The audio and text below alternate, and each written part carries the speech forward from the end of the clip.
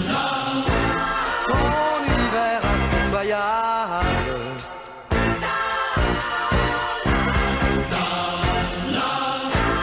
Glorifie la loi du plus fort. Et ceux qui ont envie d'écouter viendront écouter.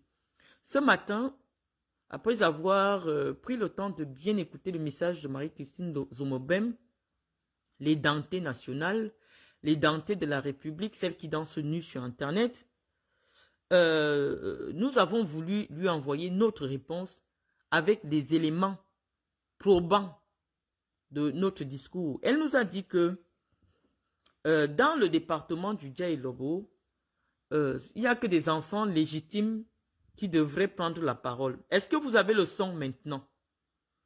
Si vous avez le son, vous nous dites que vous avez le son. Donc, je viens d'abord présenter ma carte d'identité à Aline Marie-Christine Zomobem. Voici ma carte d'identité.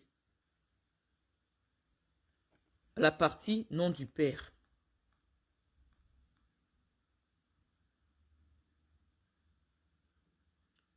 Donc, vous avez ma carte d'identité.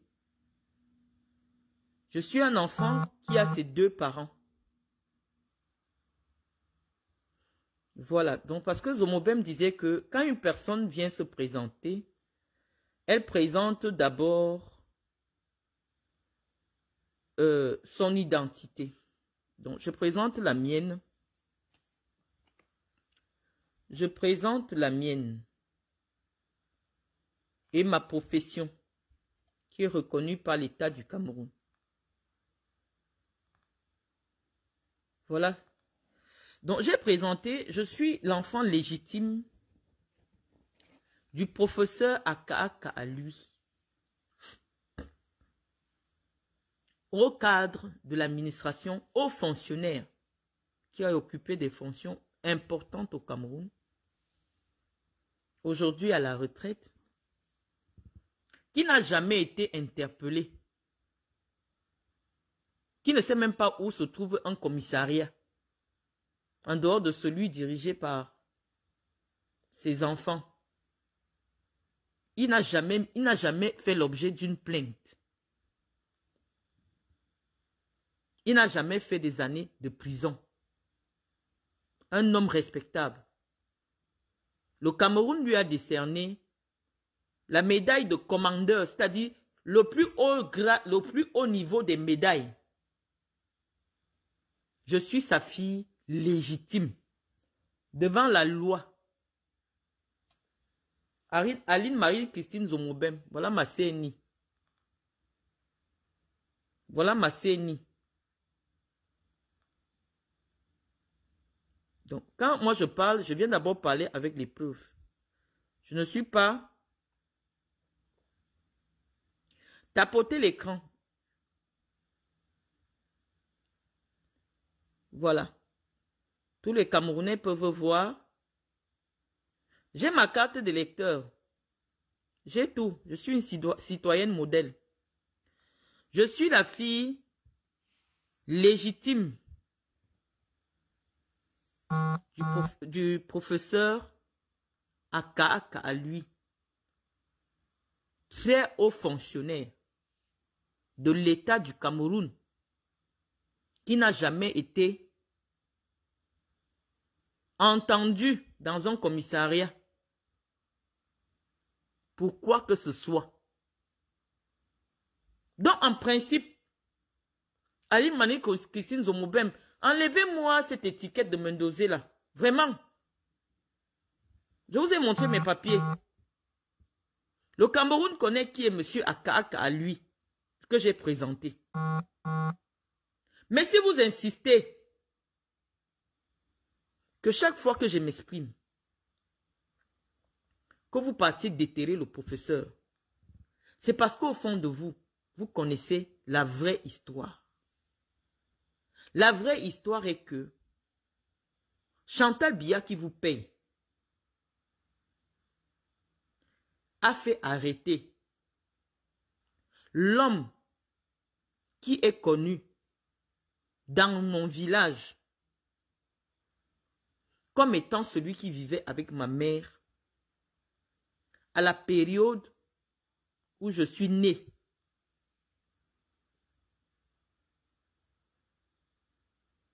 Et l'homme là ne vivait pas en cachette avec ma mère. Puisque tous ceux qui sont à Saint-Mélima, qui les connaissent, savent qu'ils ont eu une relation. Avant que ma mère n'aille à Djoum, où elle fera la connaissance de M. Akaaka.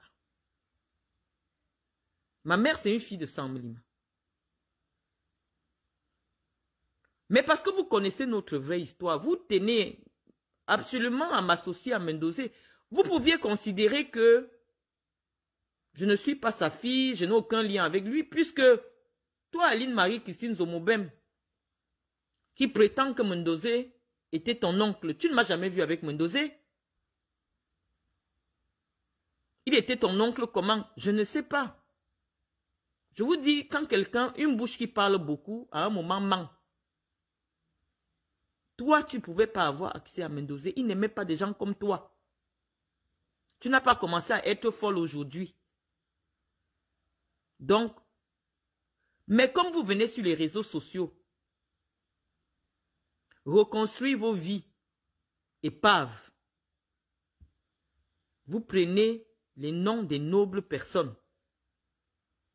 On vous paye pour salir les mémoires des gens. Chantal Biya a besoin que, pour dormir tout le temps la nuit, qu'on convainc les Camerounais que Mendozé était un homme mauvais. Que Mendozé méritait ce qui lui est arrivé. Chacun a le droit de prendre le combat qu'il veut sur les réseaux sociaux. Si le mien, c'est restaurer la mémoire du professeur Mendozé, en quoi ça te dérange? D'autant plus que je sais, ne serait-ce que sur le plan légal, que c'est celui qui m'a donné l'opportunité, à 19 ans, de devenir cadre de la CRTV. Je n'étais pas en intérim, il n'y a pas les intérims à la CRTV. Mon matricule est encore disponible jusqu'à ce jour. Je ne suis pas licencié de la CRTV. Ça veut dire que si je veux, je pars reprendre le service. Je ne suis pas licencié. Mon matricule, c'est 1050. J'ai été recruté le 21 août 2001 par le professeur Mendozé. Je n'étais pas stagiaire. Non. Le premier bureau que j'ai occupé à la CRTV, c'était le 404. Les dames qui étaient dans mon bureau, il y a Hélène Yomkil. Elle a une page Facebook.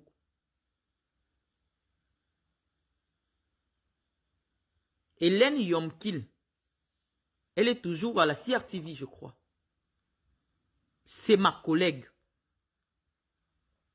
Nous étions au secrétariat de madame la directrice commerciale de la CRTV de l'époque.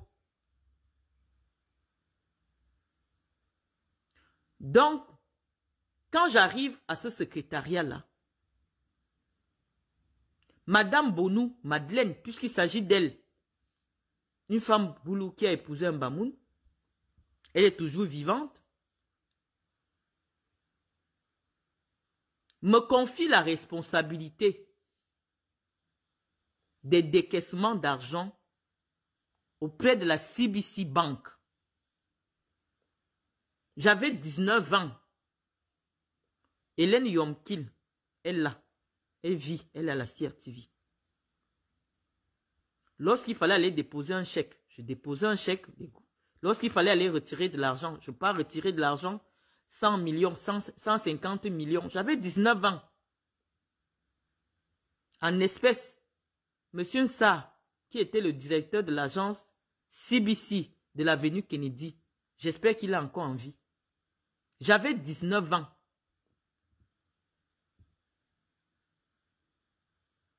Moi, je parle de moi. Ne serait-ce que pour cet acte de confiance, il y avait des employés plus intellectuels, plus aguerris que moi. Mais c'est à moi que le professeur Mendozé a confié la responsabilité de la gestion du compte bancaire. Ne serait-ce que sur le plan légal, parce que on m'a d'abord fait un document où il y avait mon nom écrit comme quoi la CRTV me décerne le pouvoir d'agir sur le compte là. Ce papier a été signé de la main du professeur Mendozé, qui a été transmis à la CBC. Donc lorsque j'arrivais, je décaissais de l'argent, je mettais dans les sacs. Je me souviens une fois, les gens lambernants allaient à une compétition. J'avais décaissé 171 millions parce qu'il fallait payer absolument tous leurs frais de mission. Ça a été ça, mon premier travail. Quand je suis arrivé à la CRTV. Je parle de moi. Mes collègues sont là. J'ai donné le nom. Hélène est ici sur Facebook. Hélène Yomkil, elle est connue. C'est une dame qui est connue. Très belle comme ça, grande de taille. Donc vous pouvez chercher Yomkil. Ça s'écrit Y-O-M. Nous étions dans le même bureau. J'ai dit que je ne vais pas accepter que les gens écrivent mon histoire. Donc ne serait-ce que pour cet acte de confiance-là, à 19 ans, j'ai le devoir de reconnaissance vis-à-vis de cet homme qui a trouvé que j'étais une fille honnête. On ne laissait personne m'accompagner. On ne me donnait pas une voiture de service pour dire qu'un chauffeur va m'accompagner. Quand j'irai décaisser de l'argent, au moins il va surveiller. Non, je partais seul. J'étais libre de prendre tous les sacs d'argent là, de prendre la direction de la Centrafrique. Et personne n'allait rien me faire. Parce qu'aux yeux de la loi, j'étais mineur. Parce que la majorité au Cameroun, c'est 21 ans. Je n'avais pas 21 ans. Sur le plan légal, parce que les gens parlent souvent de leurs âges là. Voici l'âge que l'on me reconnaît au Cameroun.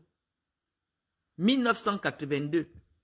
En 2001, j'avais 19 ans. Je n'étais pas majeur. Donc je pouvais porter le sac d'argent. 150 millions, je disparaissais dans la nature. Personne n'allait rien me faire.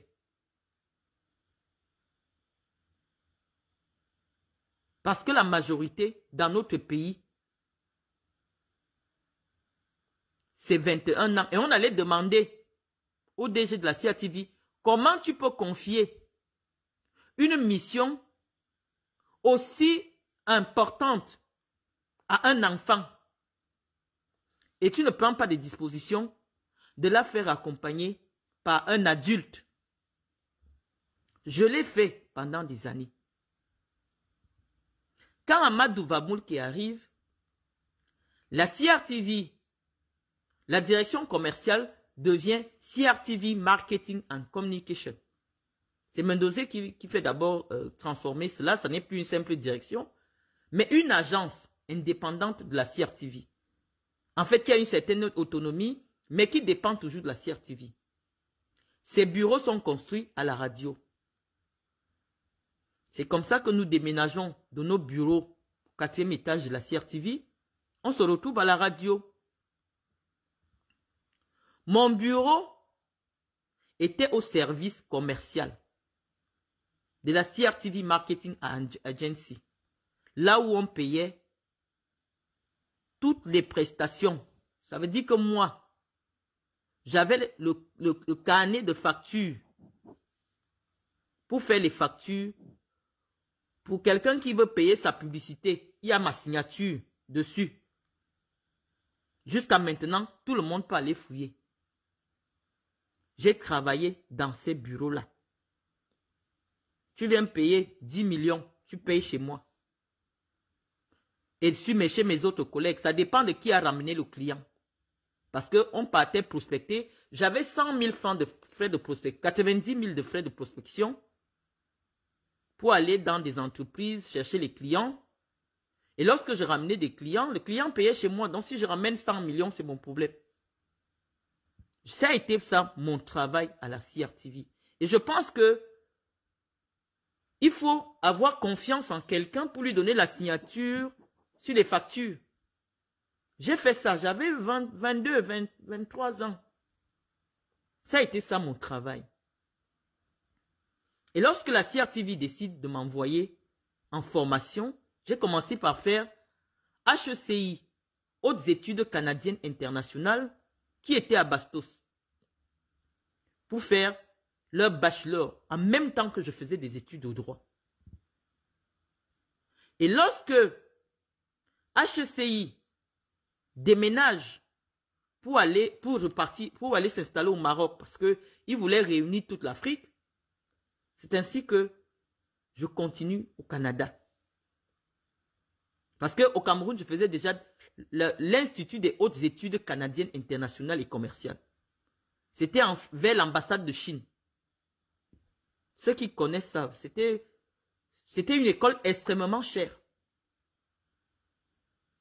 Voilà d'abord la première fois que je quitte la CRTV pour aller faire ma formation. Aline Marie-Christine Zomobem, parce que je ne voudrais pas seulement te faire de la publicité inutile. On va parler de toi tout à l'heure. Je te parle d'abord de moi avant d'arriver chez toi. Tu veux connaître mon histoire. Donc, ayant eu tous mes diplômes de droit, associés aux diplômes commerciaux, ayant des fonctions de cadre commercial, je n'ai plus le temps d'aller être magistrate. Je deviens cadre commercial, mais avec une formation de juriste. Lorsqu'Amadou Vamouki arrive, mon bureau est toujours au même endroit où je signe les factures de paiement des prestations commerciales de la CRTV. Mais pendant que j'y suis, Amadou Vamouki fait les nominations. Je suis nommé à la direction de la production TV pour produire les émissions. J'ai présenté des émissions avec Ambroise Wally. J'ai présenté l'émission Karaoké. Et pendant que je suis là, j'estime que la présentation des émissions, parce que je n'aimais pas sortir à la télé. Je n'aimais pas sortir à la télé. Mais je vois mes collègues de la CRTV qui sont, je ne veux pas les citer parce qu'ils n'aiment pas les réseaux sociaux. Je les vois déjà connectés là. Je n'aimais pas la présentation. Je n'aimais pas sortir dans les médias. Donc, on m'a même proposé de remplacer ma soeur Nadine Patricia Menge. Je ne voulais pas. Parce que pour moi, le métier d'animateur n'était pas valorisant. Le métier de sortir à la télé, pour moi, c'était un métier pour des cruches. Soit je suis journaliste, mais avec mon diplôme, j'estimais que aller faire de l'animation, c'était de me rabaisser. Je n'ai jamais aimé les caméras. Je suis une femme des chiffres. Je suis une femme de loi. Je n'ai jamais aimé les caméras. En radio, j'acceptais encore parce que, oui, les gens entendent une belle voix, les gens entendent de l'animation, mais ils ne savent pas que c'est moi. Donc, je peux marcher dans la rue tranquillement. Je n'aimais pas les caméras. C'est comme ça que j'ai vécu ma vie, Aline Zomobem. Donc, j'estime que un homme qui m'a permis d'avoir un tel parcours, quel que soit ce que j'aurais pu lui donner, mérite ma reconnaissance. Et je ne vais jamais accepter, parce que des milliers de femmes à la CRTV, il a recruté. Pourquoi c'est sur moi que s'accroche la salissure d'avoir été la maîtresse du professeur? Je ne comprends pas. Je viens débattre avec vous sur des questions politiques. Vous pouvez dire, ah, Malène Mvoutou, c'est une mythomane. Elle ne connaît pas le professeur, elle a travaillé là-bas, elle a fait 2 ans. Non, j'ai fait 11 ans à la CRTV. Et je quitte la CRTV parce que lorsque je fais mon stage pour le MBA, qui est le Master Business and Administration, on m'envoie travailler à Barcelone pour mon stage chez M. Sandro Rossel pour son entreprise qu'on appelle Bonus Sport Marketing. Sandro Rossel était le président du Barça, mais il avait une agence de marketing qui s'appelle, Bonus Sport Marketing. Quand je parle, tout le monde peut vérifier sur Google. Et pendant que je fais ce stage, je me montre extrêmement efficace. C'est comme ça que Sandro décide de m'amener au Qatar. Lorsque j'arrive au Qatar, je présente un projet que j'ai écrit la nuit. Sam Severango ici, il sait que moi je dormais à l'intérieur de Aspire. Eux aussi, tout, quand je les ai amenés, ils dormaient à l'intérieur de Aspire, qui est l'académie. À l'époque, le père du cheikh était vivant. Donc le roi actuel du Qatar était prince. C'est l'académie qui était construite par le prince du Qatar. Dans la nuit, on nous annonce, parce que le prince est très free, les gens l'ont vu dernièrement dans son dîner avec le président Macron. C'est quelqu'un de très free et c'est le meilleur ami de Sandro Rossel. On nous dit que le prince va venir nous rencontrer pour un pays comme le Qatar, hein, où les femmes n'ont même pas le droit d'être jetées là-bas. Lorsque le prince nous reçoit, je dis au prince que j'ai écrit un projet dans la nuit pour faire connaître le Qatar. Parce que même moi, je n'avais jamais entendu parler du Qatar. J'explique mon projet devant le cheikh, devant le prince du Qatar. Il dit c'est très intéressant. On pourra faire ça dans plusieurs pays. Monsieur Colomer, qui était directeur sportif du Barça, je crois qu'il est toujours en vie. C'est comme ça que je pars écrire tout le projet. Je le chiffre, je le présente. Et le prince accepte de financer ce projet qui valait plus de 20 millions d'euros. Et on me dit, Marlène, comme c'est toi qui as écrit ce projet, c'est vrai tu es jeune, j'avais 25 ans. C'est toi qui vas diriger ce projet. Les références sont disponibles sur Google. J'amène Sam Severango parce que le lancement du projet se faisait à Dakar. Sam Severango est encore vivant. Je voyage avec Sam.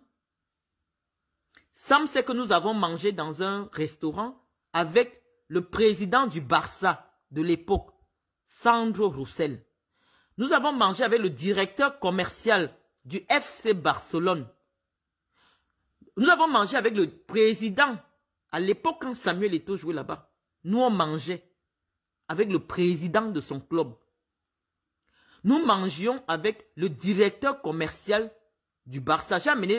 J'ai amené Sam Severango. Pourquoi? Parce que c'était Sam Severango qui était mon chargé de communication. Je l'amène au Sénégal avec moi pour la présentation du projet Aspire. Nous sommes en 2006, j'avais 24 ans. Et c'est là-bas que Sandro dit, on va élargir ce projet à 16 pays parce que nous l'avons présenté à Sali et tout, c'était très bien.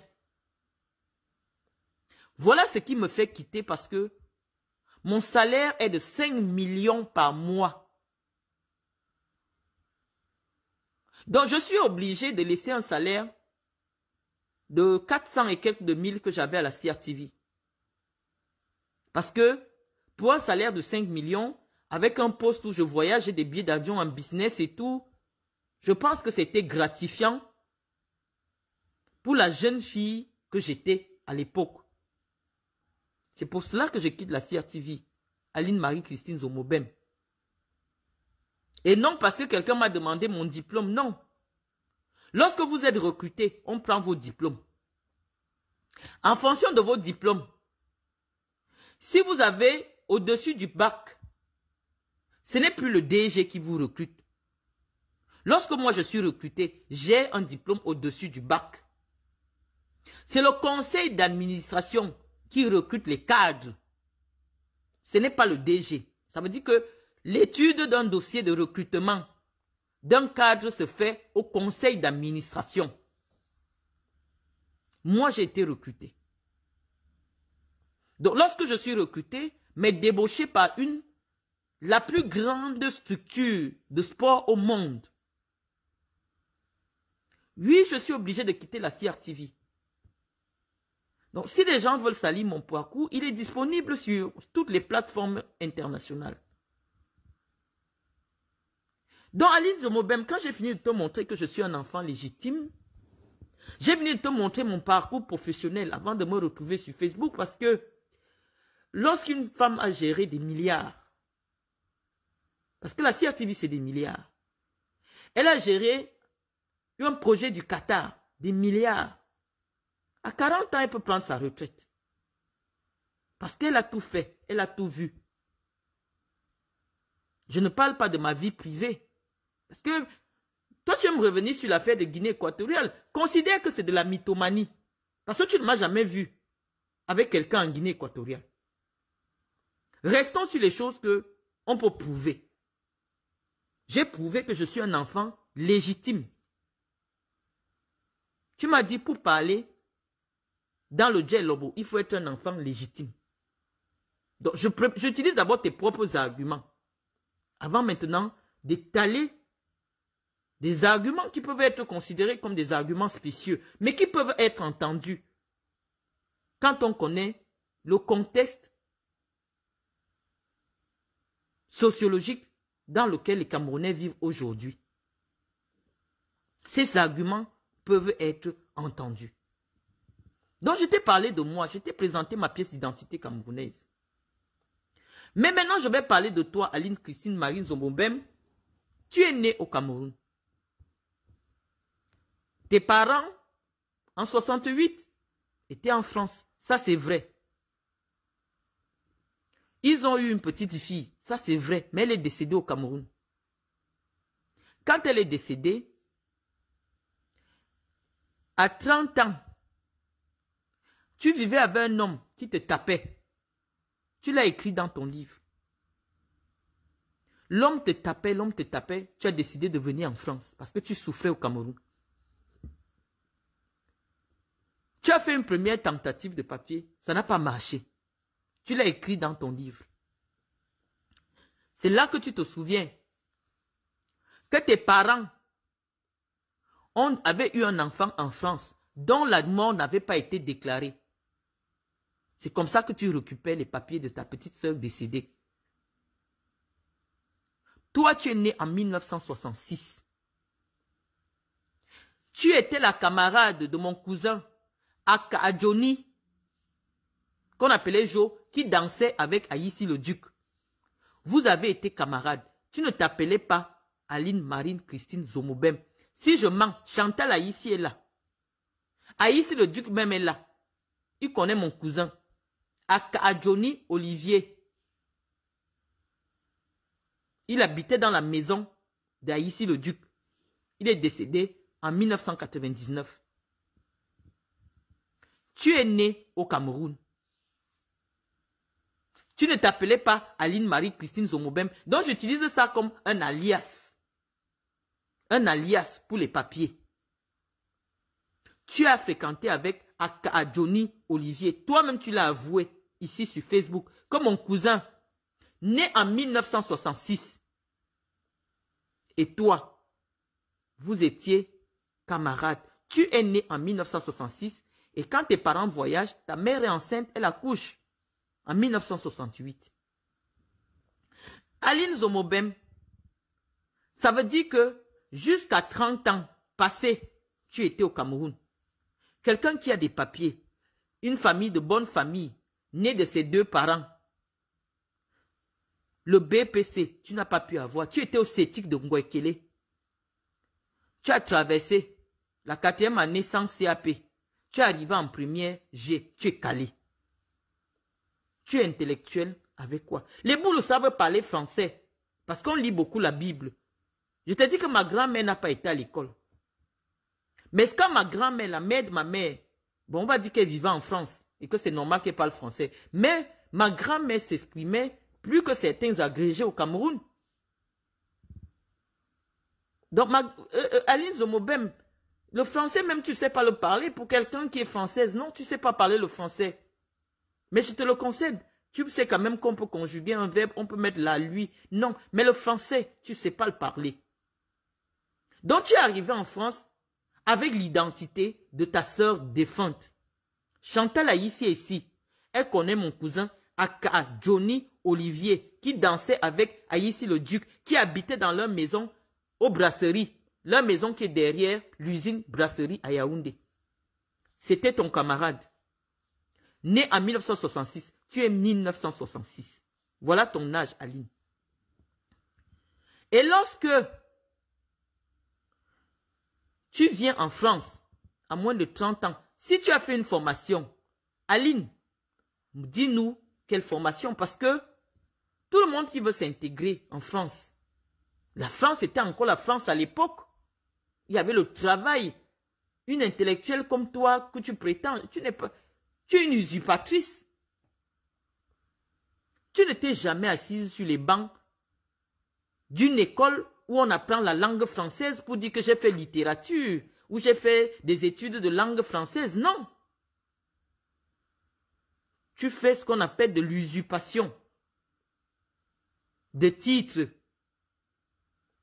Si tu as une pièce d'identité ou un document officiel sur lequel il est inscrit ton métier, que ce soit en France, que ce soit au Cameroun, tu viens, tu poses. Tu es une usurpatrice d'identité, tu es une usurpatrice de titre. Au Cameroun, on sait que lorsqu'un enfant meurt, un bébé meurt, on ne fait pas des documents, on enterre seulement. Mais ta famille connaît cette histoire, les Jo connaissent cette histoire, les Aïssi le Duc connaissent cette histoire. Je ne sais pas s'ils la connaissent, mais mon cousin, aka Johnny Olivier, le fils du grand frère de M. Aka qui était commissaire, à Zoétélé, là où tu es né. Il te connaît très bien. Tu étais sa camarade. Tu es né à Zoétélé. Tu n'es pas né à Paris. Et à l'époque, quand tu nais, en 66, tes parents ne sont pas mariés. Si ce que je dis est faux, tu viens avec... Est-ce que tu as même encore un acte de mariage puisque tu fonctionnes avec un acte de naissance, puisque tu fonctionnes avec des faux papiers français? Mais je te parle puisque la veuve, la deuxième femme de mon oncle, aka Jules Bourget, qui était commissaire à Zoétélé, que tu connais, est vivante. Je crois qu'elle est ici sur ma page. Tes parents n'étaient pas mariés quand tu es né. Tu es un enfant que ton père a eu avec une femme, mais il va finalement épouser cette femme-là. Et parce que ta paternité a toujours été contestée. Je ne sais pas ce qui s'est passé, hein. Pour des enfants qui naissent dans un cadre où on éduque, ton frère a quand même pris son bangala. On va coder les mots. Parce que tout à l'heure, Facebook a supprimé. On a mis des restrictions sur ma page. Parce que j'utilisais les mots que les Français comprennent. Ton frère a quand même pris son bangala. Il a mis dans ton tot. Tu as écrit le livre là. Que mon frère, le fils de ma mère, a pris son bangala. Il a mis dans mon tot. Le livre existe. Les associations t'ont récupéré ici en France. On a eu pitié de toi. Que comment c'est possible? Parce qu'on peut même entendre que un homme qui prend son bangala, ça peut être un enfant que ton père a eu dehors. Là, on peut comprendre parce que chez les boules ou les petits, la paternité est quelque chose de toujours contesté. C'est pour ça que on considère comme étant boulou l'enfant de la fille boulou. Parce que les pères, je vous ai dit que l'histoire de la paternité, même Dieu a caché ça. Parce qu'aujourd'hui, les gens retrouvent l'ADN de Jésus. Mais s'il est vrai que Jésus est le Fils de Dieu, on ne peut pas retrouver l'ADN de Dieu. Ça veut dire que Dieu a caché la paternité. Dans les affaires des pères, des enfants, des gens, ne discutez plus de ça. Donc, si ton frère était le fils de ton père, on pouvait dire, ah, non, ça ne peut pas être ton père, non. Peut-être que ce n'est pas son père ou on lui a dit que ton père n'est... Non. Celui qui a pris son bangala, il a mis dans ton tot. Et l'enfant qui est sorti d'une tot de ta mère. Donc, l'enfant qui est sorti du même tot que toi a pris son bangala, il a mis dans ton tot. J'imagine le traumatisme. Hein? Parce que lorsque vous voyez des femmes devenir folles sur les réseaux sociaux, allez vérifier leur histoire. Freud dit qu'un enfant qui a subi un crime commettra ce crime-là. C'est ce que Freud dit. On ne reproduit que les crimes dont on a été victime. Donc moi je ne sais pas. Lorsque vous décidez de venir étaler les vies des gens, on peut avoir des débats intellectuels sur d'autres choses. Mais si vous estimez que c'est sur ma famille que vous allez m'attaquer, nous on va entrer dans vos familles parce que nous on connaît, on cite les contemporains. Madame Claudine, la deuxième épouse de mon oncle qui était commissaire à Zoétélé, est encore en vie. Elle est ici sur ma page. Elle te connaît. Moi, je ne parle pas sans citer. Quand quelqu'un me dit quelque chose, je viens donner son nom. Si quelqu'un ne me dit pas quelque chose, je ne donne pas son nom. Les gens te connaissent à Zoétélé. Tu es né à Zoétélé. Tu as commencé l'école primaire à Zoétélé. Les papiers avec lesquels tu as fréquenté, c'est né à Zoétélé.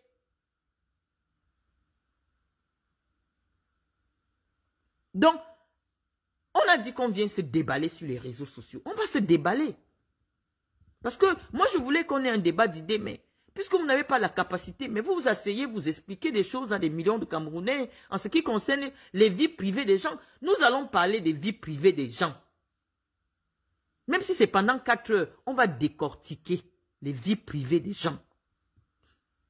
Donc, Marc a son verre.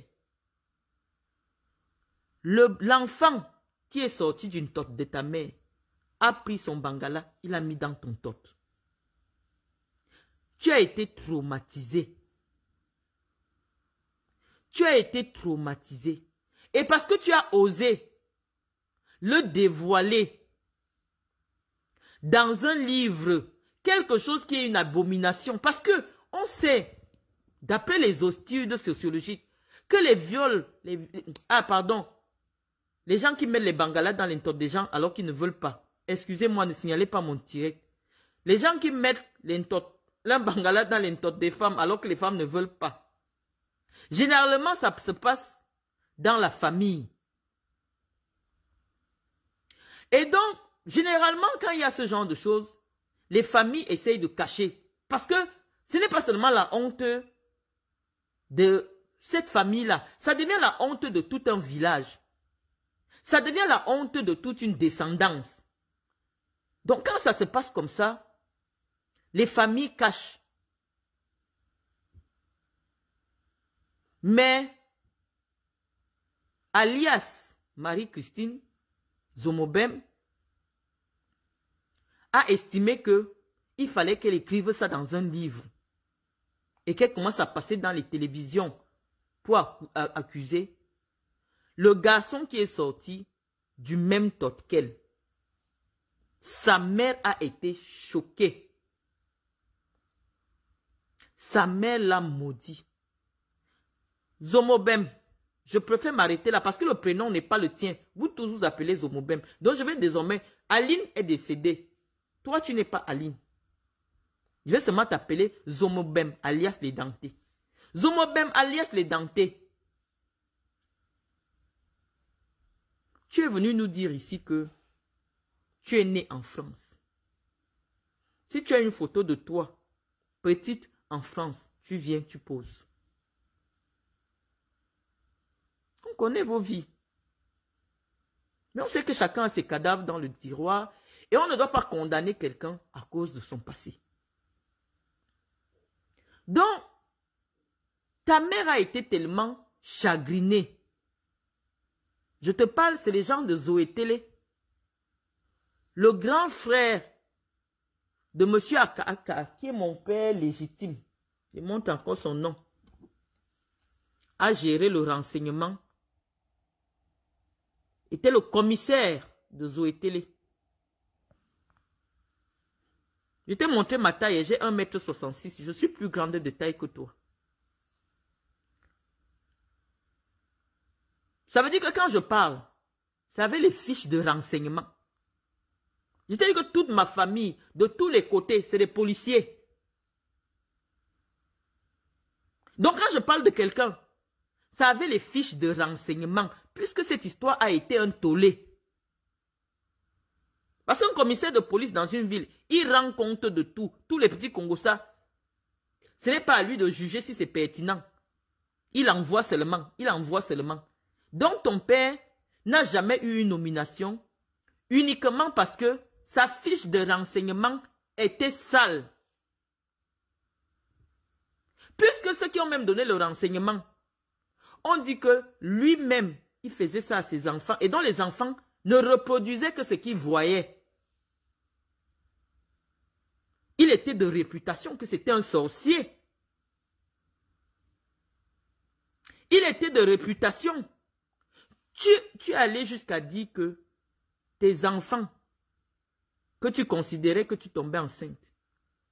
Les gens sont nouveaux sur les réseaux sociaux, ils ne vous connaissent pas. Hein.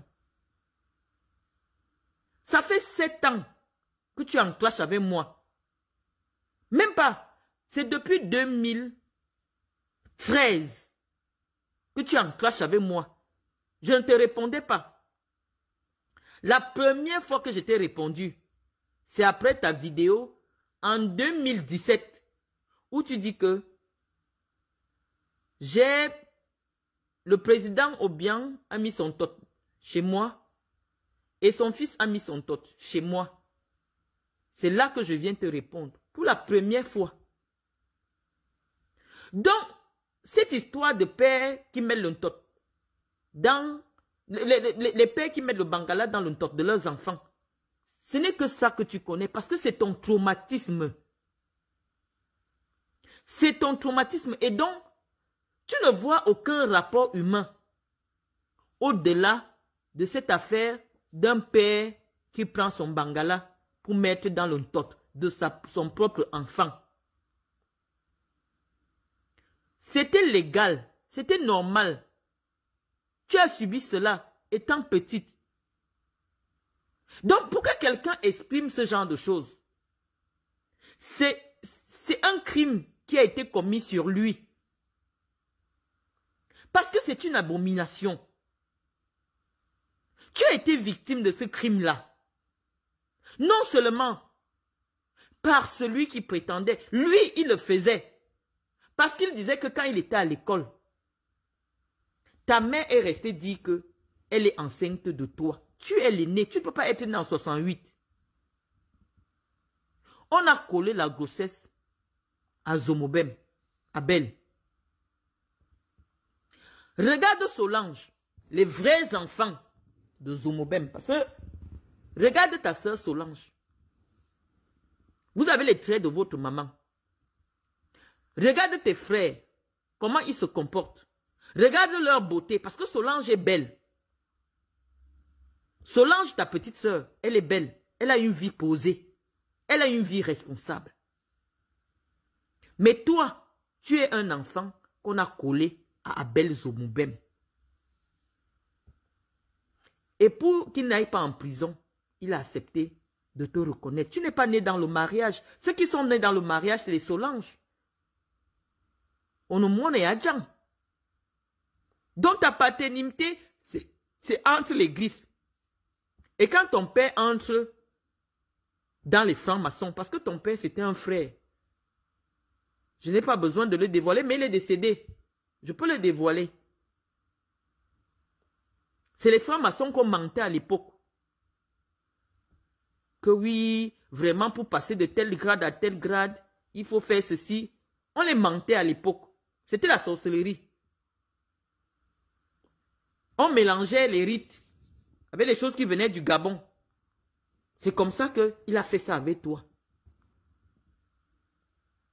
Et quand il a initié aussi son fils est venu faire ça avec toi. Ça t'a traumatisé. Tu l'as écrit dans le livre. Mais le premier qui t'a fait ça, à l'époque, certaines loges donnaient ça comme condition. Et jusqu'à aujourd'hui, parce qu'il y avait des loges qui n'utilisaient pas le rite écossais, seulement le rite écossais, ils ajoutaient des choses qui venaient de la loge de Guinée, de la loge du Gabon. La loge tropicale du Gabon, là. Et on sait que toute l'élite camerounaise à l'époque était convaincue que si tu n'es pas dans la loge, ton père voulait être quelqu'un. Il voulait. C'est pour ça qu'il est entré. On lui a donné les conditions. Il a fait. Mais il ne comprenait pas pourquoi en haut là-bas ça bloquait. Ça bloquait pourquoi? Parce que le commissaire de Djoum, qui était le grand frère du monsieur qui a épousé ma mère, avait sali son dossier.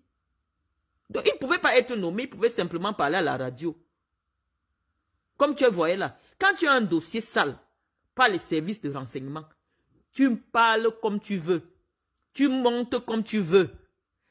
Quand ça arrive chez le président, parce qu'on vient proposer quelqu'un au président, on colle la fiche de renseignement à côté.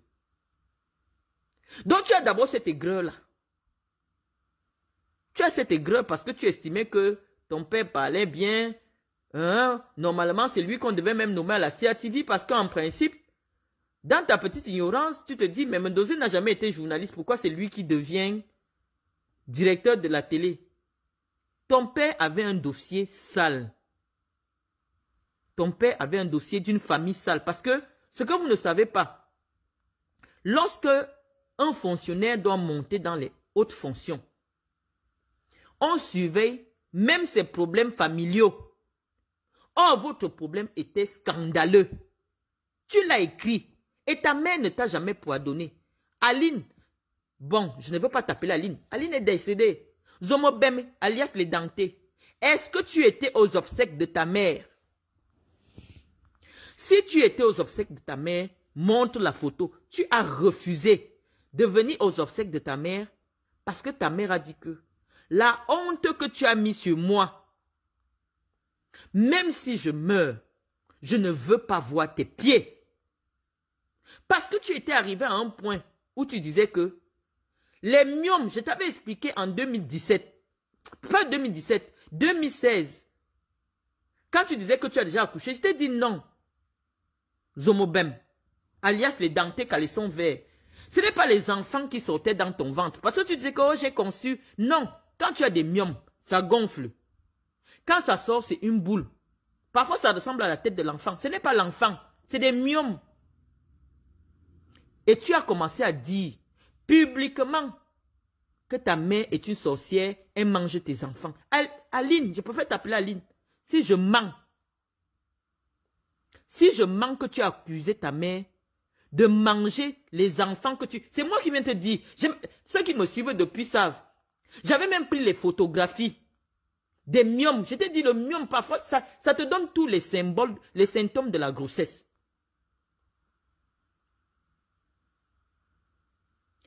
Quand tu as les myomes, tu as les nausées, tu as les machins. Parfois même, on voit un début de gestation. Hein. Mais c'est un myome, ce n'est pas l'enfant. C'est la science. Et quand ça sort comme ça, on te pose ça. Vraiment, ça, le poids d'un enfant, il y a des myomes qui pèsent les 3 kilos. Mais tu as accusé ta mère que c'était des grossesses, mais c'est elle qui mangeait. L'humiliation que tu as mise sur cette femme, elle a juré.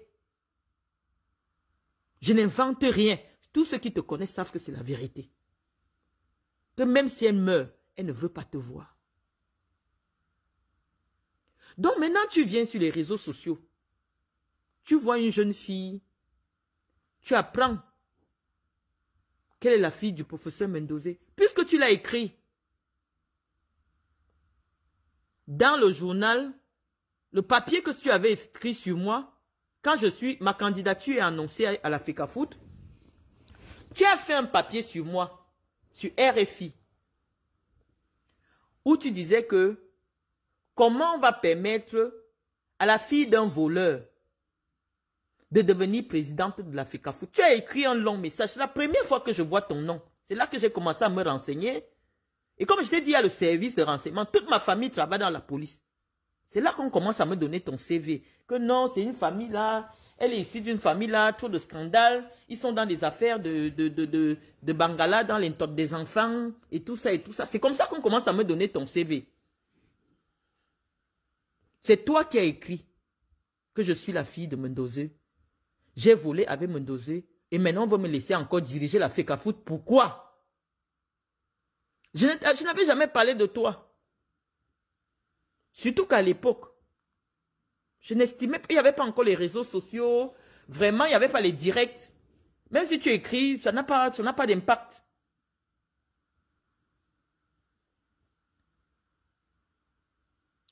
Donc, c'est toi qui es la première à révéler au public que je suis la fille du professeur Mendoza.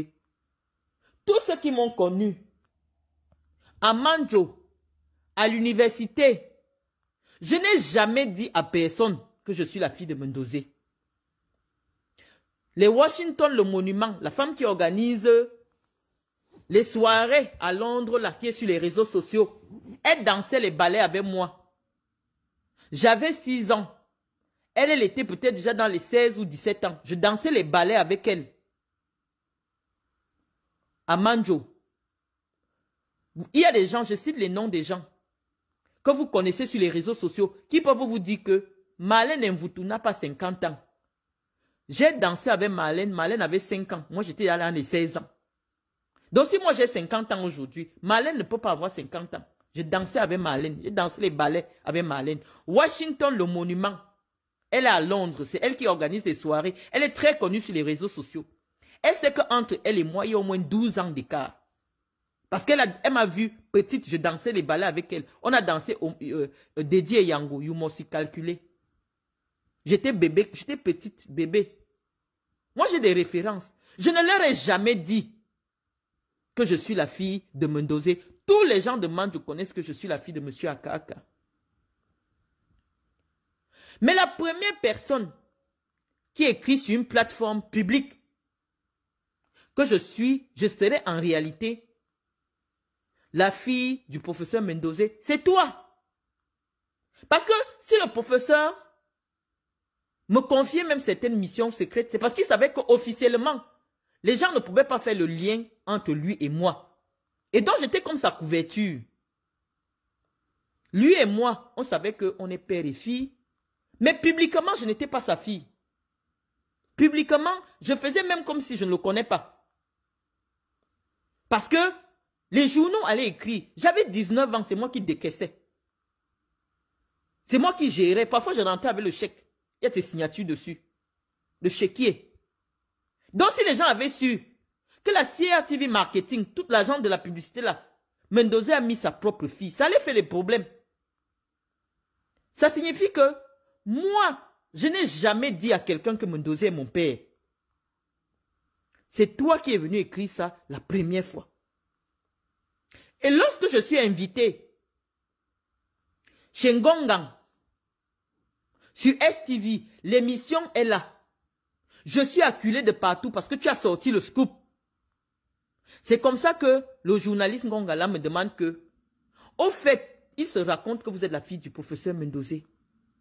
Mais comme je n'avais pas envie de mentir sur mon père qui était vivant, j'ai dit oui, c'est mon père. Parce que tu l'avais révélé à la presse. C'est toi qui as révélé. Ça veut dire que je ne suis pas une affable. Je n'ai jamais été une. Moi, j'ai toujours été légal. Je pense que mon père, c'était bien pour ses affaires que les gens ne sachent pas que je suis sa fille. Mais c'est mon père et tu le sais. C'est pour ça que tu t'accroches sur lui. Maintenant, moi, je suis sur les réseaux sociaux, ayant raté ma vie. Avec mes enfants, à l'université en France, qui font des études, ceux qui travaillent, qui sont propriétaires et tout, j'ai quand même raté ma vie à tes yeux. Toi, qui n'as jamais été capable de louer une chambre. Aline Zomobem, avant de revenir sur Mendoza, je vais parler de toi. Si tu as eu un seul travail en France, C'était le travail dans une cantine scolaire. Tu as fait 4 mois, tu as abandonné. Si tu as eu un mari, c'est un gars bamileke qui cherchait les papiers. Tellement tu l'as exacerbé que même les papiers, il t'a abandonné avec. Il t'a abandonné, il est parti. Toi-même, tu es venu dire ici que c'était un mariage pour les papiers, il voulait tes papiers. Maintenant qu'il a eu tes papiers, les pleurs sont sur YouTube. Donc tu m'as repéré, tu as fait une fixation sur moi depuis 2013. Pourquoi? Parce que j'incarne ce que tu voulais être. J'incarne ce que tu as envie d'être. Une femme qui a fait de vraies études. Une femme qui a un vrai parcours professionnel traçable avec des témoins à l'appui. Une femme qui a fait des enfants. Une femme qui a fait réussir ses enfants. C'est ça que tu voulais être. Et donc, chaque fois que tu as eu l'occasion, je ne parlais pas sur les réseaux sociaux, tu m'as toujours insulté, dénigré, au point où le seul crime que tu connais, parce que tu l'as subi, tu es venu maintenant dire que désormais, c'est le professeur qui prenait son bangala, il mettait dans mon tot. Il prenait son bangala, il mettait dans le tot de ma mère. Tu ne nous as jamais vus. Mais c'est toi qui as commencé à déclarer cela. Pourquoi? Parce que c'est le crime dont tu as été victime. Tu ne connais que ce crime-là. Et tu as une haine exaspérée du professeur. Parce que malheureusement, lorsqu'on commet ce crime avec le bangala de manière forcée, on subit des traumatismes. Tu en veux au professeur de n'avoir pas été ton père parce que le professeur a été un père modèle pour ses enfants. Le professeur Mendozé a élevé des enfants. Il y a un docteur, le docteur Zemendo, c'est son fils. La ressemblance est flagrante. Il a fait un magistrat, sa fille est magistrate. Il a fait son premier fils qui a été directeur de la... il était directeur à la Standard Chartered Bank. L'aîné qui marchait avec Fambia. Il y a une qui est à la CRTV. Et il a plein d'enfants que je connais qui sont cadres à la SNEC et tout. Je les connais tous. Ton père a été tout ce que toi tu dis, tu le vantes là. Mais même placer un de ses enfants, il n'a pas pu. Si Solange s'en sort aujourd'hui, c'est grâce à un gars bamileke qu'elle a épousé. Elle est coiffeuse. Elle tresse les gens aux États-Unis. Et elle s'en sort. Ce n'est pas parce que ton père, grand journaliste, très respecté par Paul Biya, lui a donné une fonction pour mettre ses enfants au travail. Non. Si ce n'était pas l'Europe ou les États-Unis, vous ne mangiez pas. Tout le monde a vu. C'est avec le petit RSA que tu touches ici, que tu es parti arranger la maison en terre que ton père a laissée. Ça veut dire que ton grand soutien à Biya d'aujourd'hui est un soutien opportuniste. Tu as toujours été contre le régime et tu as toujours tiré sur toutes les personnes dont tu estimais avoir injustement les faveurs de ce régime-là. C'est comme ça. J'ai dit envoyer les cœurs. Hein. C'est comme ça que tu m'as repéré et tu m'as choisi comme étant la mascotte de cette élite-là qui se reproduit à travers ses enfants. Parce que toi, tu savais. Parce que tous les gens de Sambilima, tous les gens qui tournent autour du sérail, savent que Marlène, son vrai père, est le professeur Mendozé. Et maintenant, il veut se reproduire à travers sa fille. C'est pour cela que lorsque je suis candidate à l'Africa Foot, les gens disent que non, c'est Mendozé qui veut récupérer l'Africa Foot à travers sa fille. Lorsque j'ai des problèmes, les gens viennent dire à Mendozé que non. Les problèmes de Marlène, au fond, c'est toi qu'on cherche dans cette affaire. Ne te mêle pas de ça. Vous, dans le sérail, vous saviez que M. Aka a pris ma mère, a connu ma mère, moi j'étais déjà grande. Mendoza m'avait déjà montré à sa maman, Bella Marthe, que voilà ma fille. J'ai connu ma grand-mère, j'ai connu la mère de mon père. Petite de taille comme ça. Parce que vous aimez parler de la taille. Non, moi j'ai 1m66, je te dépasse en taille, je viens de montrer. Je te dépasse en taille. Même sur les photos, tout le monde voit que je te dépasse en taille. Mais comme toi tu penses que la taille de quelqu'un, on peut quand même l'attaquer dessus. Non, je te dépasse en taille de 6 cm, c'est beaucoup. Mais je te dis que la mère de mon père, Marthe Bella, était petite de taille comme ça, elle avait 1m57. L'homme qui a mis Mendoza au monde, elle est morte, elle me connaissait. Mon père m'a pris, il est parti montrer à sa mère. Voilà mon enfant. Toi, tu utilises le nom de Mendoza pour parler des affaires des enfants légitimes. Mendoza, la personne, Mendoza est un enfant hors mariage. Il n'a jamais eu un problème d'enfant légitime chez lui, puisque lui-même il est l'enfant hors mariage. Aujourd'hui, il est enterré dans le village du mari de sa mère. Parce que son vrai village, là où il est né, il est le cousin de Paul Biya. Il est le frère de Paul Biya. Parce que Mendoza est de Mvomeka. Il est de Meyome Sala. Tout le monde le sait. Et c'est la maman du président qui prend la main de Mendoza. Elle remet à son fils que amène mon fils à Yaoundé, amène ton frère à Yaoundé. Il devient quelqu'un. Sur le plan légal, Mendoza est le fils du père de sa mère. C'est pour ça qu'il s'appelle Ze. C'est le père de sa mère qui l'a reconnu. Vous voulez parler les vies des gens. Sur les papiers de Mendoza, à la place du père, c'est le nom du père de sa mère. Donc Mendoza n'a jamais eu une affaire de paternité, non. Donc quand tu viens parler maintenant de Mendoza, en ce qui me concerne, c'est parce que vous savez qu'au fond, le crime que vous voulez couvrir, c'est l'assassinat scrupuleux de ce monsieur pour un motif tout aussi ridicule. Mendoza, lorsqu'il a été épinglé pour des affaires financières, il a remboursé. Et cet argent-là venait de Guinée équatoriale. Lorsqu'il a eu les problèmes, parce qu'il était très proche du président de la Guinée, il a expliqué au président que j'ai des problèmes. Le président lui a donné l'argent. Il a payé. Il a payé. Il a remboursé. Parce que lorsqu'on dit les fausses de gestion, ça veut dire que de la direction générale jusqu'au dernier planton, quelqu'un détourne 10 000. On met seulement ça sur la tête du DG.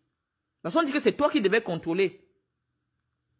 Que le chef de service de la programmation ne détourne pas 10 000. Un professeur de lettres, qu'est-ce qu'il sait de la gestion? Il n'a jamais fait management. Mais tout ce qui se passe au Cameroun, c'est la faute de Paul Biya. Lorsqu'on décide les entreprises commerciales, les entreprises parapubliques, normalement doivent être dirigées par des gens qui ont le profil que j'ai aujourd'hui.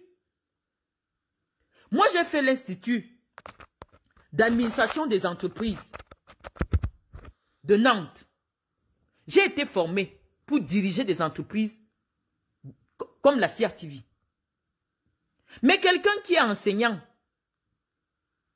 qui ne sait rien du commerce, parce que la télévision, c'est de produire du divertissement et de faire rentrer de l'argent grâce aux publicités. Il n'a ni une formation commerciale, ni une formation de journaliste. Il est professeur de français.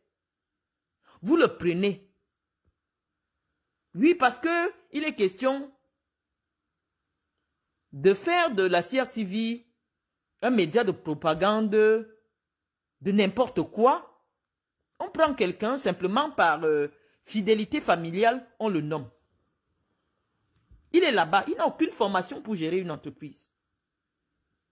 On le met là-bas 17 ans. Pendant 17 ans, quels sont les... Il a fait quoi pour être là pendant 17 ans? On ne sait pas. Mais on a quand même estimé qu'il a tellement bien travaillé. Parce que quand vous parlez de Mendoza, vous arrêtez à la partie seulement qu'il était DG de la CATV. Vous ne savez pas, vous oubliez, vous refusez aujourd'hui de dire aux Camerounais que lorsque le président de la République décide de l'enlever de la CRTV, il est nommé ministre. Ça veut dire qu'on a estimé que Paul Biya a dit que tu as tellement bien géré la CRTV pendant 17 ans. Il est temps maintenant que tu gères, que tu coordonnes tout ce qui concerne la communication au Cameroun. Il a été nommé ministre. Pourquoi vous enlevez souvent que c'était un ministre? Il était ministre. Après avoir passé 17 ans à la CRTV. Et avant ça, il était chargé de mission à la présidence de la République. Ça veut dire que c'est quelqu'un que Biya a estimé qu'il travaille bien. Il n'a pas volé. Quand il était encore à la CRTV, il y a eu le contrôle les contrôleurs. Comme ils viennent souvent, on vient contrôler telle chose, telle chose. Il y a eu en 17 ans un trou de 2 milliards. Quelqu'un à l'époque à qui on versait l'entièreté des redevances audiovisuelles, qui est à peu près de 17 milliards par an ou par mois, je ne sais pas combien. Il n'y avait aucun contrôle sur les redevances audiovisuelles. À cette époque-là, la CRTV avait son agent, avait un employé qui travaillait au trésor public, à Konozé. Dès que l'argent était récolté chez les contribuables camerounais, on portait seulement directement. C'est avec Ababa qu'on a décidé qu'on doit quand même contrôler cet argent. C'était le frais. Mais en 17 ans, on a dit que Mendoza a volé 2 milliards. En 17 ans. Donc si on divise 2 milliards en 17 ans, ça fait peut-être 200 millions ou 100 millions par an. Que et les directeurs, et les chauffeurs, et les simples employés ont détourné. Mais on a mis sur la tête du DG, parce que c'est le DG qui est responsable. Il a appelé son papa, son grand frère, que j'ai des problèmes au Cameroun, je risque la prison. Son grand frère lui a donné 2 milliards. Il est venu, il a donné aux Camerounais. Il a continué sa chorale. Les Bamileke ont des deuils, on l'appelle. On le voit à Bafoussam chez Fotso Victor, en train d'animer le mariage de la fille de Fotso Victor. On l'appelle partout, même dans les quartiers. Mendoza partait animer. Même en prison, il partait animer. Donc, celle qui estime qu'elle était sa marraine, Madame Biya, quand sa mère décède, Mendoza anime bien à Bastos. J'avais déjà expliqué ça. Mais Chantal Biya ne sait pas que c'est Beling et Boutou qui a décidé que Mendoza ne doit plus animer au village parce qu'on a dit à Paul Biya que Mendoza se comporte là-bas comme si c'était lui, le beau-fils. Paul Biya a décidé qu'il ne veut pas le voir au village. Chantal Biya ne savait pas ça parce qu'elle avait remis 10 millions à Belinga. De donner à Mendoza pour qu'on couse les tenues, on s'occupe du voyage de tout. Elle avait donné l'argent. Belinga a remis 5 millions à Mendoza devant moi. Les 5 millions, Mendoza a cousu les tenues. Il a fait changer les appareils qui étaient encore là. Et il a décidé que comme l'argent ne suffisait pas, sa chorale devait dormir dans sa maison à Samelima. Quand il arrive en Vomoka, au grand portail, c'est les agents de la DSP, les gens de la GP qui se gardent là, qui disent que vous n'êtes pas programmé, professeur. Vous ne pouvez pas entrer avec la chorale. C'est comme ça que les gars de la chorale sont ici. La chorale retourne dormir à Samelima. Parce que malheureusement, le niveau de sécurité qu'il y avait là-bas, même traîné là, Chantal Biya se fâche. Que je t'ai donné mon argent. Tu animes les deuils des gens. Tu animes chez les Fotso Victor. Tu animes les mariages. Mais quand c'est mon propre deuil, de ma maman qui t'a aimé comme son... Parce que la maman de Chantal Biya aimait beaucoup Mendoza. Chantal Biya même aimait beaucoup Mendoza. Elle dit que ce n'est pas toi qui peux me faire ça. Pourquoi? Parce que, étant donné que c'était des obsèques catholiques, lorsqu'il y a des obsèques catholiques, les musiques, la chorale qui doit animer, connaît les chants liturgiques de l'église catholique. Mais pour enterrer la mère de Chantal Biya, c'est la chorale d'un côté, une chorale de l'église presbytérienne, qui ne connaît pas les chants de la messe catholique qui a animé. Chantal a eu mal.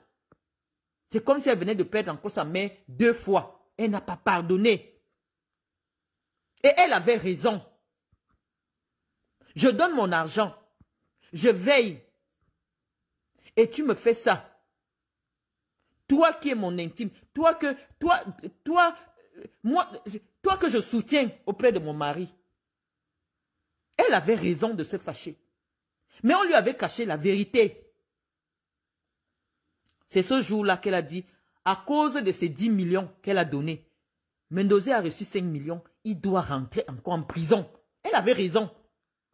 Mais comme elle ne peut pas porter plainte, parce que quand tu portes plainte, on va t'appeler au tribunal, mais une première dame ne peut pas se mettre là-bas pour parler l'affaire d'argent, que ça fait comme ça, ça fait comme ça. Non, on va trouver un problème d'État, on va mettre sur toi. Je n'ai pas dit que Mendoza n'avait pas eu des fautes de gestion. Hein. Je dis qu'on avait épinglé Mendoza dans les affaires de gestion de la CRTV. Mais cet argent-là, les 2 milliards, il les a remboursés.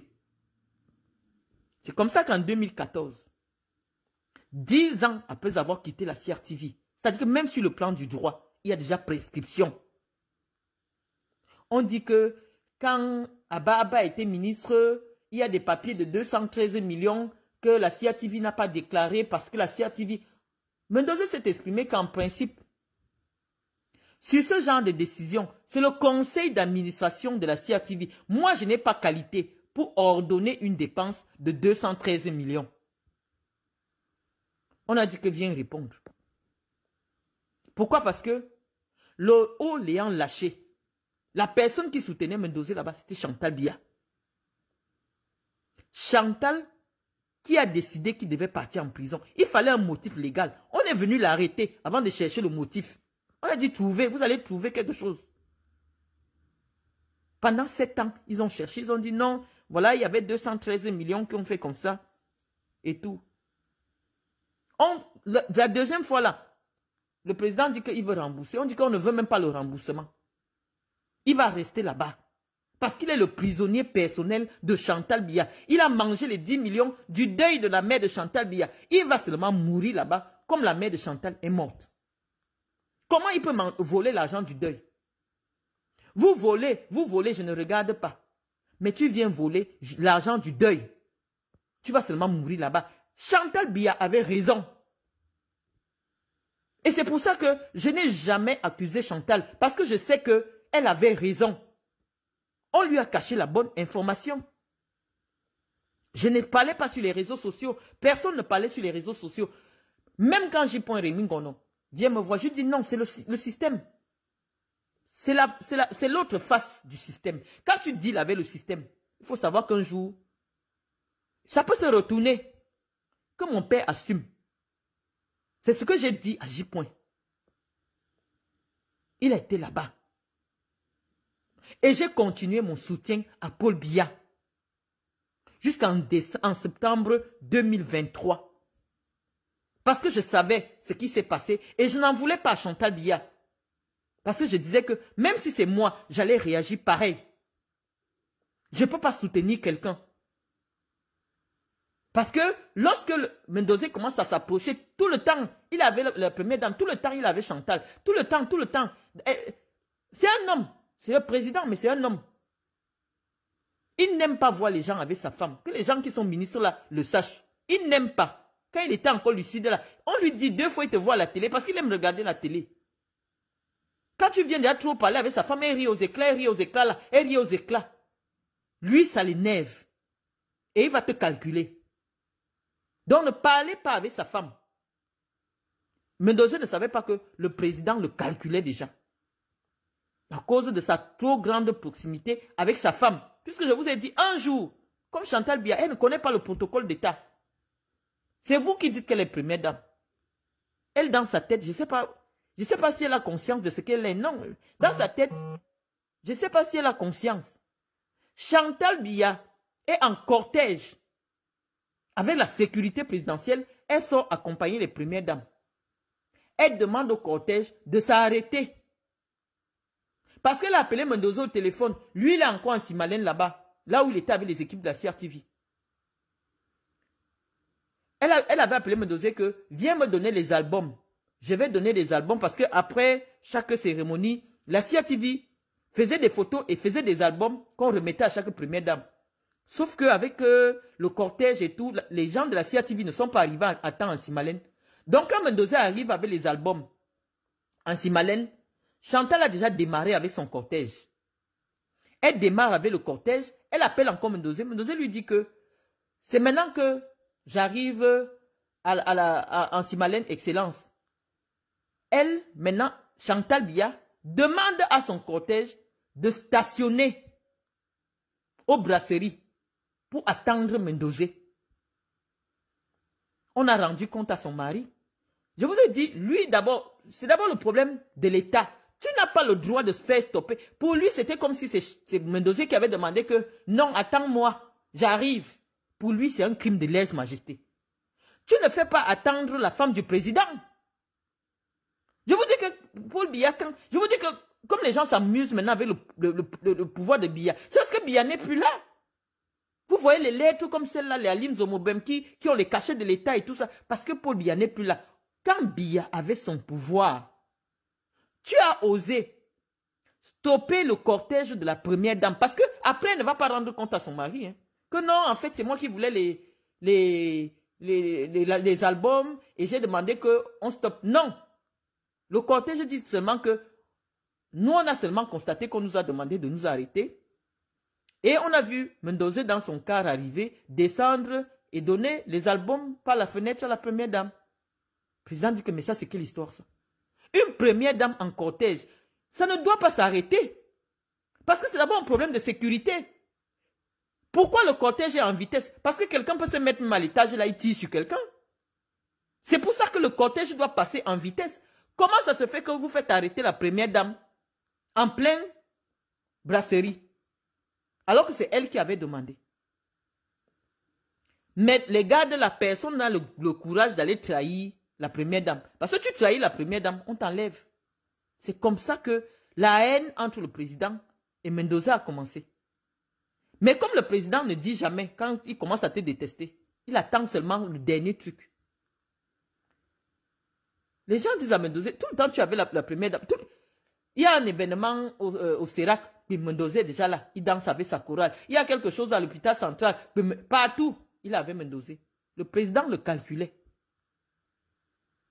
Et maintenant que celle qui le protégeait même, elle-même aussi, elle était déjà en brousse avec lui, il a demandé d'appliquer. Comme ça qu'il est parti mourir en prison. Moi, je n'ai jamais en voulu à Chantal Biya par rapport à ça. Lorsque vous venez m'attaquer pour dire que pourquoi c'est moi qui prends la poitrine pour Mendoza, pourquoi c'est moi qui viens parler alors que ses vrais enfants sont là. Les vrais enfants, par rapport à quoi? Quand Serge Akounou, il ne s'appelle pas Mendoza, hein, est né. Mendoza n'était pas marié. Il n'était pas légalement marié. J'ai vu son acte de mariage. Serge est né en 1971. Mendoza n'était pas marié. Franck Biya n'est pas né dans le mariage de Paul Biya. Les fils de Chantal Biya, les jumeaux, ne sont pas nés dans un mariage. Aline Zomobem. Franck Biya n'est pas né dans un mariage. Parce que toi, tu viens m'attaquer en disant que les enfants qui ne sont pas nés dans les mariages ne sont pas les enfants. Oui, on va commencer donc à contester la paternité de Paul Biya sur Franck Biya. Parce que nous aussi, on a à dire, hein, on a à dire sur les gens. On peut aussi parler. On peut commencer aussi à contester les paternités des gens. Mais nous disons que si sur le plan familial, nous savons que tel est l'enfant de tel, ça nous suffit. Le reste, c'est pour vous. Parce que Franck Biya n'est pas né dans un mariage. Non. Mais on sait partout que c'est le fils de Paul Biya. Et on lui donne cet honneur-là. Donc si tu viens contester le fait que moi je ne sois pas né dans un mariage, que je ne suis pas la fille de Mondosé, ça veut dire que tu contestes aussi que Franck Biya, étant donné qu'il n'est pas né dans un mariage, n'est pas le fils de Paul Biya. On commence par le haut pour venir nous retrouver ici en bas. Mais nous sommes les boulous. Les boulous disent que Mona si comme bien, Mona ne veut ton. On m'a que ton, on m'a ça. La personne qui m'a élevé, que tout le village, que sa maman en décédant, sait que je suis la fille de Mondosé. Pour vous, là, c'est le Congo, ça. À Otoakam, en Komekak, on sait que je suis la fille biologique de Mondosé. Parce qu'il a présenté à ses parents, il a présenté à sa famille, il a présenté à ses frères comme étant Marlène, c'est ma fille biologique. L'autre là, que toi, tu es venu créer, les gens ne me connaissaient pas sur les réseaux sociaux. C'est toi qui es venu dire que Mondosé est mon père, mais il sort avec moi. C'est toi qui es venu le dire sur Internet. Parce que c'est vrai. La mère de Mondosé a une parenté fond. La mère de Paul Biya a une parenté fond, elle doit être là-bas. Donc c'est dans le village là-bas, les causeries du village, que tu as entendu que moi, qui suis candidate, quand je me suis présentée candidate, je n'ai même pas voulu que la presse sache que je suis la fille de Mondosé. C'est toi qui es venu dévoiler ça. C'est toi. Et tu as collé le crime qui a été commis sur toi, tu as collé ça sur nous pour nous salir. Parce que tu sais que ça salit ton père. Ça a été le frein pour lequel ton père n'a jamais eu un poste au Cameroun. Parce que le président avait son vrai A1. Sa vraie fiche de renseignement. Que c'est quelqu'un qui prend son bangala, il met dans le tot de ses enfants. Ses enfants prennent leur bangala, ils mettent dans le tot de leur soeur. Voilà la fiche de renseignement de ton père. Voilà ce qui est sur la fiche de renseignement. Et c'est pour ça que Biya n'a jamais trouvé que... Parce que Biya, avant d'aller chercher une femme qui danse dans les bars, c'était quelqu'un qui craignait Dieu. Tout le monde sait que c'est un fervent catholique. C'est avant même des histoires d'ailleurs qu'il est parti aussi apprendre. C'est d'abord un fervent catholique. Il devait être prêtre. Lorsqu'on colle sur ton nom et que c'est avéré, fiche de renseignement à l'appui, que tu es quelqu'un qui prend ton bangala, tu mets dans le tot de tes enfants prennent leur bangala, ils mettent dans le tot de leur soeur, tu ne vas jamais passer. Parce que Biya, c'était un catholique. C'est comme ça que tous les gens à l'époque qui étaient dans les sectes là, on ne nommait même pas. Mais dès que lui-même il est entré dans l'Ombrakata, c'est l'Ombrakata qui passe. C'est la sorcellerie maintenant. Avant, Biya n'était pas dans l'Ombrakata. Mais on lui a expliqué que non, si tu n'es pas dans l'Ombrakata, il y aura encore le coup d'État de 84. Parce que tu sais pourquoi on t'a fait le coup d'État, il a dit non.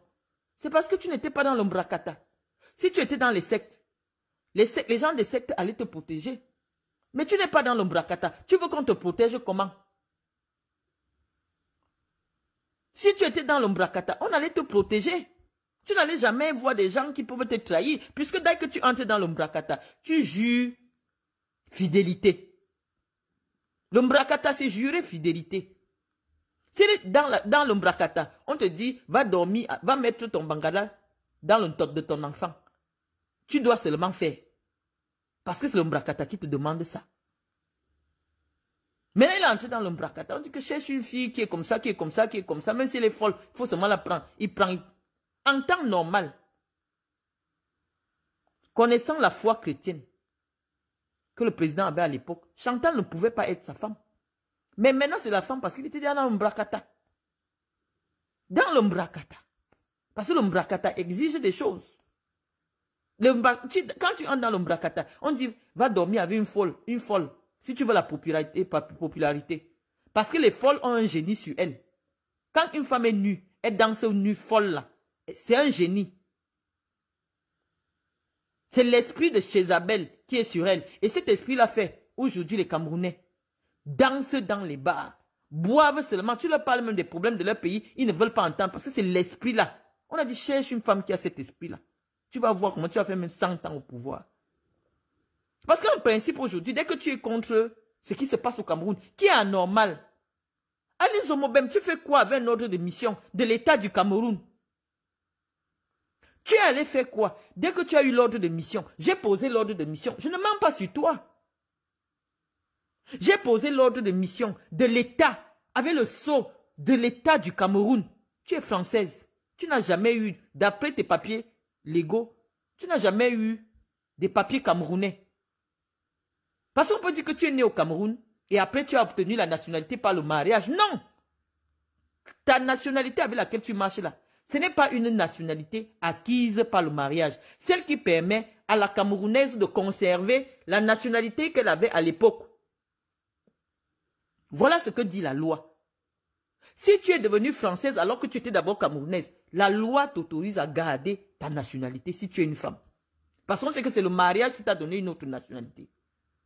Mais toi, ta nationalité n'est pas le genre de nationalité là. Ta nationalité, c'est que tu es née française. Tu fais quoi sur un ordre de mission de l'État du Cameroun pour la mission spéciale? Viens dire aux Camerounais. Avant de venir parler de ma mère, de ma soeur, de machin, de ceci, quelle est la mission que tu es venu faire au Camerounais, au Cameroun, payée à plus de 50 millions? Si toi, tu ne nous dis pas, parce que nous, ce qu'on voit que tu fais sur les réseaux, depuis que Facebook existe, nous, on n'était pas sur Facebook. Puisque tu dis aujourd'hui que c'est moi qui suis en train d'animer la galerie parce que je ne travaille pas. Oui, Aline Zomo, avant d'aller s'asseoir dans un bureau en Europe, tu dois avoir une carte de séjour. Donc c'est normal. Si moi j'avais la nationalité comme toi, ah non, j'enseigne à l'université. Puisque un contrat de travail doit correspondre à la durée légale de ton séjour. Je n'ai pas de bureau au Cameroun. Je ne travaille pas au Cameroun. On ne me voit pas dans les pays faire des prestations pour ma société. Tu parles de quelqu'un d'autre ou tu parles de moi? Quand je suis au Cameroun, mon pays, j'ai un bureau, non? Mais si je viens dans un pays étranger avec le visa, est-ce qu'on travaille avec le visa? Pourquoi tu parles de moi comme une femme qui est née en France avec les papiers français comme toi? Tu es française. Mais l'essentiel de ton activité, c'est la monétisation Facebook. Jusqu'à tu parles, tu dis envoyer les étoiles. Est-ce que tu vois j'ai des étoiles? On n'envoie pas les étoiles ici chez moi. Ici, j'écris des livres audio pour les aveugles. Parce que tous les Camerounais aujourd'hui sont aveuglés par l'esprit de Jézabel. Si je n'ai pas écrit des livres, ils ne vont pas écouter ce que je dis. Ils ne vont pas lire. Tout le monde sait que des livres, je peux écrire plusieurs livres. Mais le livre aujourd'hui, support papier, n'est plus à la mode. On est obligé de prendre même les livres. Des gens, il y a 400 ans, les Nietzsche, les Hegel, de les traduire en support informatisé. Parce que tout le monde aujourd'hui utilise le téléphone. Donc, une intellectuelle de 2024, c'est que ses idées seront plus vulgarisées si elle s'approprie cette technologie qui est Facebook. Parce que je fais des cours en étant sur Facebook. Donc je n'ai pas à rougir, Aline Zomobem, d'attendre de manière légale que la France m'autorise à ouvrir mes bureaux. Et je m'assois, je fais mes prestations.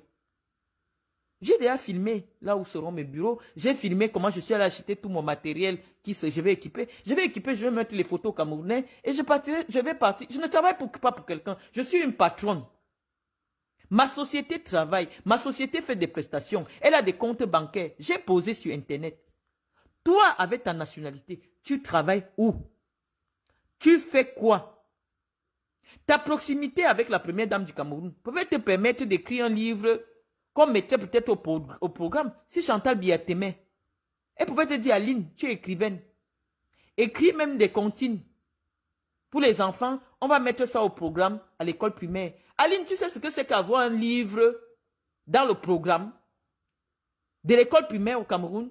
Parce que l'école primaire au Cameroun, c'est au moins 7 millions de jeunes. Si tu gagnais seulement 1 euro sur chaque livre, ça veut dire que chaque année, tu as 7 millions d'euros. Voilà ce que c'est que les avantages d'être ami d'une première dame. Quand on a quelque chose dans le cerveau. Tu es écrivaine. Mais si tu es obligé de danser en caleçon sur Internet, c'est simplement parce que aujourd'hui, pour arrondir ton RSA, l'aide sociale que la France te donne parce que tu es considéré comme une personne handicapée, une personne qui est dans le besoin. La France te donne 400 000. Ça ne te permet même pas de louer un studio. Tu es obligé de chercher la monétisation sur les réseaux sociaux. Donc, tout sujet qui peut te permettre d'avoir des vues, tu dois traiter parce que, après avoir insulté les gens, insulté un voutou, insulté machin, Facebook te vit 150 euros. C'est avec ça maintenant que tu peux manger. Tu peux payer ton annonce sur, disons-nous, demain, le site internet pour rencontrer les petits vieux blancs. Le décor des maisons où tu fais les vidéos change tous les 3 mois. Tous les 3 mois, tu as un nouveau client. C'est pour ça qu'une femme de ton âge ne peut pas dire que voilà mon mari ici ou voilà mon copain officiel avec qui je vis.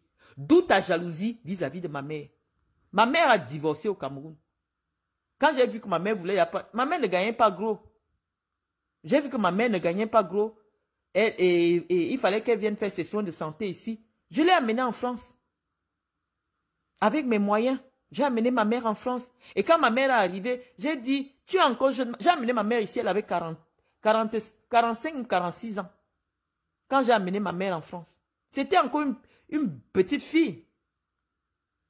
J'ai amené ma mère ici, elle avait 46 ans.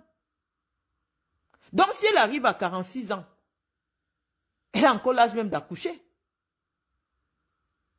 C'est comme ça qu'elle tombe sur l'ingénieur là. C'est un ingénieur, tout le monde peut aller vérifier. Denis Fouyou est ingénieur en bâtiment. Il travaillait en Suisse. Plus de 7 000 euros de salaire. Il est propriétaire là-bas où ils habitent, où les riches partent souvent faire les trucs en... Comment ils s'appellent? Chaque fois j'oublie même. Ils ont un département là. C'est les milliardaires qui habitent là-bas. C'est proche de la Suisse. Ma mère... Parce qu'elle est allée à l'école. Elle travaille dans une école publique. Là-bas. Elle est légalement mariée. Elle s'appelle Elise Fouyou. Elle travaille en France. Comme de temps en temps, quand la maladie la dérange, elle laisse. Donc quand toi tu prends ma mère pour venir présenter comme n'importe quoi, quand on voit même d'abord ma mère, on voit la classe de ma mère, on sait que ce n'est pas une femme de votre catégorie. Les photos sont là, les vidéos sont là. Toi, tu peux porter le sac de ma mère? Non. Que ce soit au Cameroun, que ce soit ici. Mais comme tu envies ma mère, dès que tu parles de moi, tu veux parler de ma mère. Tout le monde voit Zomobem. Tu es de la classe de ma mère? Non. Tu n'es pas de la classe de ma mère. Donc, quand vous restez là, vos vies, vous êtes frustrés de vos vies. Vous prenez vos sales vies. Vous décidez maintenant que je vais coller mon affaire d'inceste sur telle. Je vais commencer à dire qu'elle a fait l'inceste. Je vais commencer à dire que telle personne. Tu veux dire que, comme tu dis que les vrais enfants de Mendozé, les vrais enfants de Mendozé ne parlent pas. Quelqu'un qui a habité dans la même maison avec lui, avec moi, je n'ai pas le droit de me plaindre. Toi, tu achètes les dossiers des gens ici. Tu achètes les dossiers des gens sur Facebook pour les défendre. Donc moi, je n'ai pas le droit de prendre le dossier d'une seule personne qui m'a fait tout le bien que j'ai cité pendant les 40 premières minutes. Je n'ai pas le droit. Est-ce que ce que ces enfants font, ça me concerne? Pour commencer à aller m'interroger que pourquoi eux, ils ne parlent pas, ça ne me concerne pas. Ceux à qui Mendozé m'a présenté, ils me connaissent. Il leur a dit, voilà votre sœur. Les autres, tellement ils ne fréquentaient pas leur père. Eux-mêmes, ils ne fréquentaient pas leur père. Donc leur père devait se placer où pour leur dire que, voilà votre sœur. Celles qui sont sur Internet là pour aller parler que non, ce n'est pas notre sœur, c'est qu'elle sortait avec notre père. C'est parce que leur père ne voulait plus les voir. Il y a une là, elle sortait avec un féman. Et s'est mise à faire les enfants. Pour Mendoza, c'était la honte de sa vie. D'avoir pris son argent, envoyé son enfant en Europe. Il a acheté un appartement, une maison comment on appelle le quartier là? Dans un quartier chic à Paris, là, cher. Il les a mis. Donc, il leur a donné toutes les opportunités de faire les études. Celle-là est arrivée. Elle a vu un féman qu'on appelle Arabo. Mendoza qui aimait les choses et les étiquettes. Elle commence à faire les enfants. Mendoza a dit que je ne veux pas te rencontrer. J'ai dit que tu pars à l'école. Au lieu de faire l'école, elle dit qu'elle veut être maquilleuse. Avec tout l'argent qu'on mettait à leur disposition. Maintenant, c'est elle qui est sur Internet. Dès qu'elle entend parler de moi quelque part, c'est qu'elle sortait avec notre père. C'est pour ça que c'est elle qui gérait tout de notre père. C'est pour ça que... Non! Ton père avait honte de toi. Il avait honte de présenter à son enfant que... Vous voyez la fille qui fait les enfants avec le gars qui part en prison tout le temps là. Même de ses enfants qu'elle a accouchés. C'est quelqu'un à qui on a donné l'argent, qui a reconnu ses enfants, un gars Ewundo, qui a épousé une fille de Dakar, qui a reconnu ses enfants pour que les enfants aient les papiers en France. Mendoza ne pouvait pas être fier de montrer une fille qui est la femme de quelqu'un qui part en prison tout le temps. Pour les affaires que, oh, il a déjà escroqué tel, il a déjà escroqué tel, il a déjà escroqué tel, il a déjà escroqué tel. Mendoza avait honte de ça. Donc, il a toujours vécu sans présenter son enfant là. Oh, c'est l'enfant qu'il a eu dans le mariage. C'est sa première fille. Non, ce n'est pas la première. Parce que la première fille que Mendoza a eue, il a eu hors mariage. Béatrice. Elle travaille à la BNP Paris-Banque. Une banque à Paris. Donc, celle-là, c'est la deuxième fille de Mendoza. Elle-même, elle me l'avait dit. Quand on s'est croisé au deuil de Mendoza, que c'est elle qui passe souvent parler de moi à Fleur de Lille. C'est pour ça que je parlais d'elle. Parce que tant que quelqu'un ne parle pas de moi, parce que je vois ça devient récurrent. Oh, les vrais enfants, oh, les vrais enfants. Non, ton père ne voulait pas te rencontrer. C'est devant moi ici, à Hilton-sur-Fresne, qu'on vient lui dire que tu veux le rencontrer. Il a refusé. Mendoza était caractériel. C'est quelqu'un qui a frustré ses propres enfants. Ça, je suis d'accord. Il a provoqué des jalousies. Il aimait Gérard. Pourquoi? Parce que Gérard a soutenu une thèse de doctorat. Il avait un parcours. Gérard a fait l'ENA. Donc, Mendoza était quelqu'un de vantardiste parce qu'il sortait d'une famille extrêmement pauvre. Il aimait se vanter avec ses enfants. Et donc, pour qu'il vante un enfant, il veut que tu aies le parcours qu'on montre. Moi, j'avais fait le MBA. C'était le dernier niveau dans les études commerciales. Mais Mendoza m'a dit que tant que tu n'as pas fait le doctorat, pour moi, tu n'as pas fini l'école. Va à l'école. Il voulait que tous ses enfants aient les doctorats. Donc, pour que Mendoza te présente comme son enfant devant les gens, il aimait se vanter. Tout le monde qui a connu Mendoza connaissait ça. Il était laid. Mais la seule chose que lui, il savait qu'il a plus que tout le monde, c'est la connaissance. Donc, comme il était conscient qu'il connaît plus que tout le monde, il est professeur, il disait souvent qu'après son grade, c'est Dieu. Il aimait présenter ses enfants qui sont allés à l'école. Donc, toi qui as le BPC là, tu dis que tu es coiffeuse. Il ne va jamais dire à quelqu'un qu'il a un enfant qui est maquilleuse. Non, il ne va jamais dire ça. Donc, il ne t'a jamais présenté. Quand il marchait avec moi, il allait me présenter à des présidents et tout ça. Il était fier parce qu'il disait que ma fille est docteur. Donc, Mendoza m'a utilisé pour avoir des entrées. Parce que lorsque je commence à sortir avec quelqu'un là-bas en Guinée, ça lui fait des entrées. Il ne pouvait pas venir te prendre, te montrer que non, voilà ma fille là qui fait des enfants avec quelqu'un qui est en prison tout le temps et on a même payé quelqu'un pour reconnaître son enfant. Non. C'est toi qui parles de moi partout. Maintenant, pour me salir, que oh, mon père ne m'a pas présenté. Ton père ne nous a jamais présenté. La première fois que tu me vois,